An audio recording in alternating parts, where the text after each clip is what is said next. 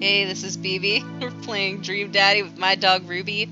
I am pretty sure people in the hallway hear me giggling and talking to myself and think I'm fucking crazy.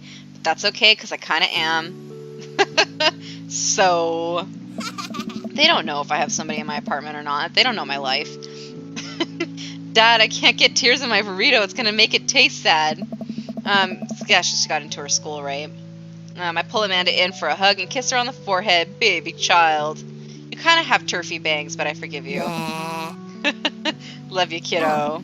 Love you too, Pops. It's too sweet for me. This is the shit I was trying to avoid.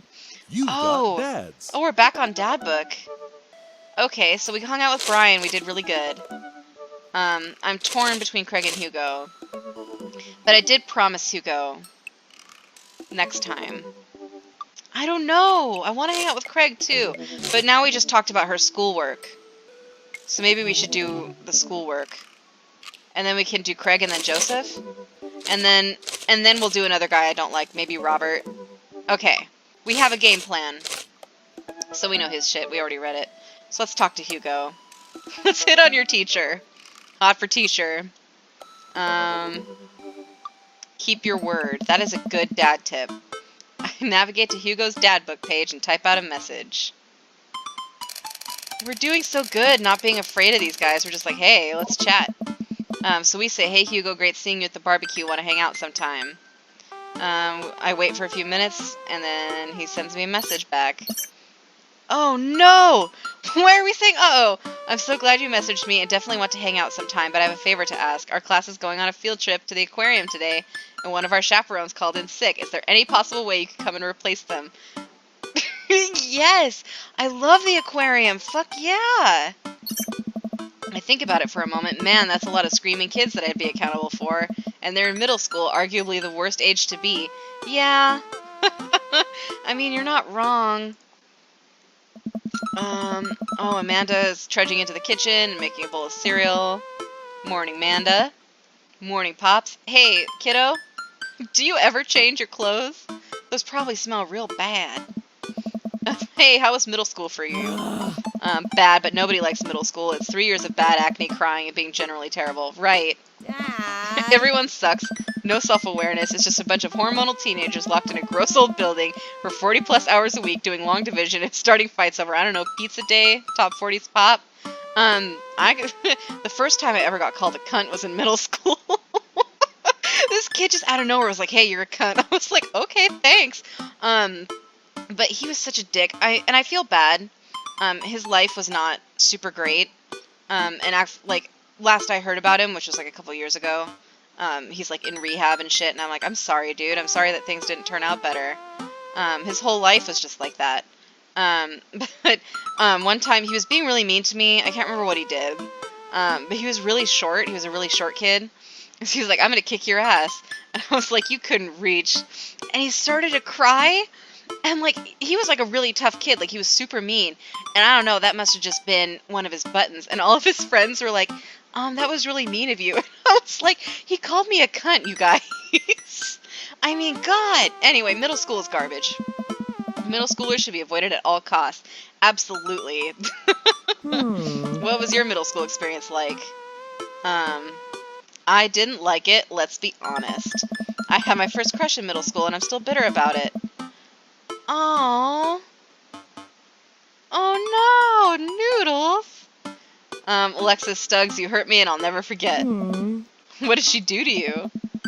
I stare off into middle distance, remembering the 24 hours that we dated and 3 times we held hands between class periods. Then I remembered the bitter betrayal, her leaving me for Arnold Birmingham. Him making me eat dirt in front of her. Whoa! No, that's terrible. I don't want to talk about it. Oh. See, middle schoolers are reprehensible. It's interesting. I never dated. My whole like middle and high school experience. Even though I had like a couple options. And I thought that they were just gross boys, but in retrospect, I was just like super gay. And I was like, none of these boys interest me. I don't know why. So it took me until until I graduated college to get my shit together. So it's never too late for you. Why are you asking me about middle school? Oh, Mr. Vega requested my help to chaperone his middle school class to the aquarium. It sounds like a blast. I know it like middle schoolers, yes, it's gonna suck because they're gonna be emotional and kind of cranky and difficult to keep corralled because they don't want to listen to you anymore. But it's the aquarium, and they're gonna have fun because it's the aquarium. I love aquariums. I know that they're inhumane. It's the same issue with zoos, right? Zoos are inhumane, also. But they do important conservation and awareness work. And I know that there's serious controversy on both sides about it, but neither here nor there. I enjoy them. I don't get kind of the sadness out of them that I think a lot of other people do. Although, if you ever been to the aquarium on Pier 39 in San Francisco, that's like this tourist trap aquarium, there is this tunnel of death that they take you through. That's like one of those tunnels where like it's a fish tank all around you, so it looks like you're in the fish. In the water, and they have starfish, but the starfish eat the other fish and then sucker themselves to the side of the glass so you can watch the fish being disintegrated into bones right in front of your very eyes. It's horrible. Who designed that? Anyway, just wanted to know what I was in for. You get to go to the aquarium? Are you kidding me? Thank you, Amanda. Amanda keeps shit in perspective. She's got it. She's got it on lock. Amanda, you know what? You're with me. Amanda says the last field trip I got to go to was to the clam chowder factory. They didn't even... What? They didn't even give you clam chowder? Well, I love clam chowder. That sucks. They gave us square pizza at a clam chowder factory. That is fucked up, Amanda. Absolutely. Oh, is that why you won't eat clam chowder anymore? No! Hey! No, it's because Bobby Wellington... Whoa. Oh, Bobby Wellingham. Is that the other kid? Is that the son of the other kid? Or did I forget his name already? Maybe it was Birmingham. Threw up into one of the vats of clam chowder, and I'm the only one who saw it happen. Oh, no. Amanda. It haunts me. No shit. Right, let's leave that story firmly in the past. No! I love clam chowder. Now it's ruined for me. Anyway, you should just do it. Mr. Vega sounds like he could really use the help. Plus, you get to hang out with cool fish. Thanks, Amanda. Amanda, I get kind of weird about aquariums. The ocean makes me nervous.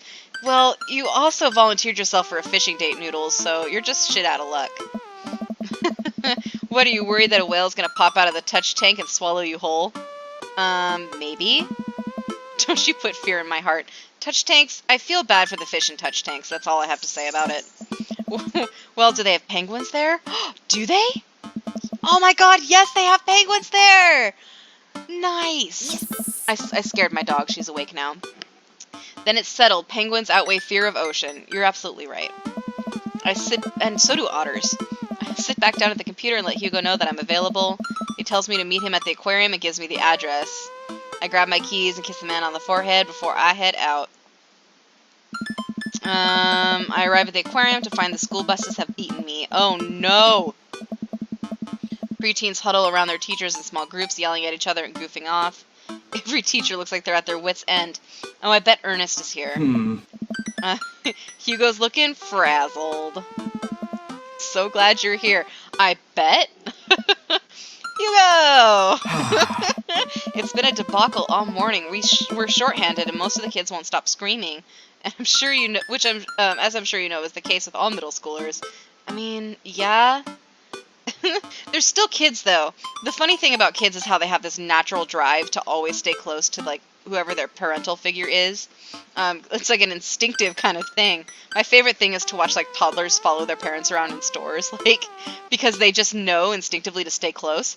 But if you leave, like, a middle schooler, pack of middle schoolers loose and they know where the teacher is, like, they'll stay close enough to follow the teacher, generally speaking.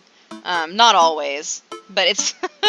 I remember being on a couple field trips out in the middle of fucking nowhere, like dairy farms and shit, with teachers, and it was all of us middle schoolers. And yeah, we had chaperones, one in the front, one in the back, but we generally stayed wherever we were supposed to be, because if we wandered off, we might get eaten by a bear. I lived through Amanda at 12. I'm all too familiar. Great, well, it's you and me chaperoning a group of 10 kids. Oh, that's not bad. Fucking wuss. They're over here. Hugo walks me over to a gaggle of preteens who are all sitting on the ground playing with their phones. See? Like, they're easy. They're fine, Hugo. They entertain themselves. They're not kicking each other like some of the other groups, so we're off to a good start. Can you guys put your phones away? All the kids look up for a moment to stare at Hugo. Then they go back to texting. Yeah, you don't ask it as a question, Hugo. It's they're gonna. Oh my God, you know nothing. At least they're quiet. I'm absolutely noodles. They're occupied. That's all you need. Too quiet. These guys are up to something. I can feel it. There's no way. They're too busy thinking about not getting food stuck in their braces to pull any stunts. It's middle school after all. Absolutely wrong. We'll see. Are Hugo's nails painted? I think I saw something, but I don't know. This is really cute. This looks like a nice little aquarium. I love aquariums. I just love, I love the atmospheric lighting in them, too. It seems like a really good place to make out. The classes start filing into the aquarium, and Hugo hands out a massive stapled packet of paper to each kid. These are due... Oh, come on, Hugo. Come on. These are due at the end of the field trip. Yes, this will be for a grade, and no, you can't borrow a pencil. Hugo, you kind of suck. The kids collectively groan and grab the sheets from Hugo. Yeah, if they don't have a pencil, what the fuck are they supposed to do? What if they can't afford a pencil? Hugo, get your shit together. Get your head in the game. What's in the packet? Hey. Honestly, it's just... No. No wonder your kid hates you. I fucking hated busy work as a kid. Because you knew it was busy work and you didn't learn anything, so what's the point? So he says it's busy work so the teachers can have a moment's reprieve. At least make it worthwhile education that they have to fill out. Fuck. I think one of the questions asked them to sit quietly for 10 minutes to think about the Great Barrier Reef. You're the worst. Hugo, you just went way down in my estimation. Teacher hacks. I like that. I don't, Noodles. I don't. Wait, I thought you were an English teacher. What does the aquarium have to do with books? You right? We just did a unit on the old man and the sea. Nothing quite like introducing kids to the futile perseverance of human spirit by making them pet stingrays. Alright. Hi, Ruby. Are you back? Come here. She gets intimidated by the wires around my computer. Come on. Yeah. Go on, get on up. She likes to sit on my shoulder like a parrot. It gives us time to check out some of the exhibits as well. Come on, they have a phenomenal selection of tropical fish. Yeah. Oh no. We canceled the recording, Ruby. How much did we lose? Oh no. Oh no, Ruby. Oh, we didn't lose the recording. Oh man, that stressed me out. Well, the kids sit on the floor and pretend to do their assignments while they text. So they're also... Come on. I mean, I don't respect busy work either. Like, it would be purely my war with my desire to have good grades that would make me do busy work in school. Because I knew I wasn't being respected. They weren't valuing my time or mental energy. It's like, why should I give a shit? They're not going to read it. So why should I give a shit what they're assigning me? You know? We're going to come up on time here in a minute. Hugo and I wander over to a large fish tank filled with brightly colored fish. Okay, so we're just going to go on a date and like, leave the kids loose? What's the point of chaperoning them? Hugo? There's a brown and white fish with long spines. It's a lionfish, yeah. There was a... I'll tell this story and then we'll be at time. Fuck, I accidentally pressed a button. Oh no! There was a Chinese restaurant in the neighborhood where I grew up. And we went there all the time, constantly. They knew my dad really personally. And they really liked him, and they would, like, shout his name when he came in. And they had a fish tank at the start, which had a giant lionfish and, like, a potato-looking fish and another tropical fish in it. And I was like, I totally loved these fish, right, because I was animal obsessed. And I would, like, go and stare at the fish and, like, ask if I could pet them and stuff. And the owner had, like, this fucked-up finger from, like, an accident he had had. I don't know what his story was, but he was like, you can do it, but this is what they did to me. And I was like, ah, because, like, people love to do that shit to kids. Like, it traumatized me for life. I would never stick my hand in a tank with a tropical fish now. And that's my life story. All right, I hope this episode didn't suck too bad. Thanks for watching. I love you. That was probably a bit too much, but you understand. All right, catch you next time. Bye.